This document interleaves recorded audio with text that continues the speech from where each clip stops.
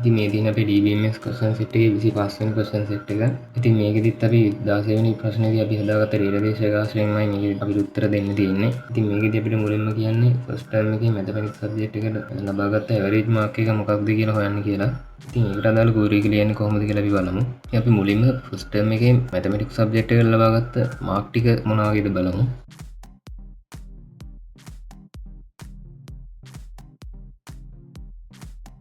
ඉතින් මේ විදිහට අපිට ෆස්ට් ටර්ම් එකේ මැතමැටික්ස් සබ්ජෙක්ට් එකට ලබාගෙන තියෙන ලකුණු ටික බලා ගන්න පුළුවන්. ඉතින් මේකේ අපිට ඇවරේජ් එකක් බලා ගන්න ඕනේ.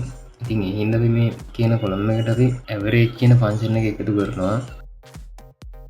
ඉතින් දැන් අපිට බලා ගන්න පුළුවන් query එක execute කරාම අපිට average mark එකක් හම්බෙනවා. ඉතින් දෙවෙනි එකේදී කියන්නේ අපිට second term එකේදී සිංහල subject එකට ලබාගත් ලකුණු වල average mark එක මොකක්ද කියලා ගන්න කියලා. ඉතින් ඒකටත් අපි මේ කලින් ලියාගත්ත query එකේම term name එක සහ subject name එක replace කරලා අපිට අවශ්‍ය result එක ලබා ගන්න පුළුවන්.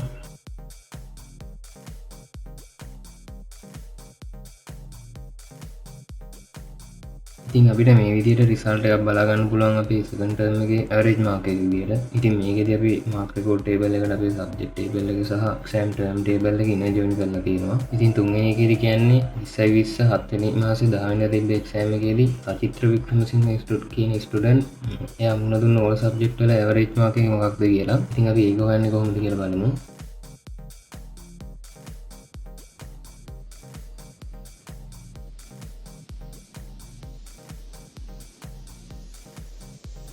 ඉතින් අපි query එක execute කරාම අපිට මේ වගේ result එකක් ලබා ගන්න පුළුවන්.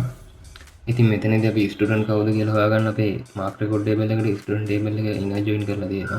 ඉතින් ඒ වගේම අපි term එක මොකක්ද කියලා බලා ගන්න ඕනින්ද අපි term table එකත් අපි mark record table එකට inner join කරලා තියෙනවා. ඉතින් මේ විදිහට තමයි අපේ A query එක තියෙන්නේ. ඉතින් ඊළඟට හතරවෙනි ප්‍රශ්නේදී කියන්නේ 11 A class එකේ ළමයින්ගේ term එකට අදාළ ලකුණු ටික ascending order එකට පෙළගස්සන්න කියලා. ඉතින් ඊට අදාළ query එක ලියගන්නේ කොහොමද කියලා අපි බලමු.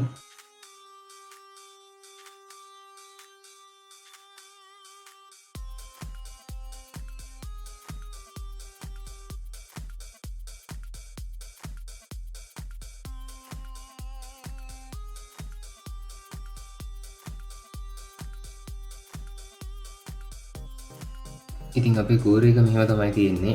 ඉතින් අපි mark record table එකට exam term table එකත් ඒ වගේම student table එකත් මේකට inner join කරලා තියෙනවා. ඒ වගේම class table එකත් අපි mark record table එකට inner join කරලා තියෙනවා. ඒ වගේම අපි මේකේ descending order එක ලබා ගන්න ඕන හින්දා AC කියන keyword එකක් දීලා තියෙනවා.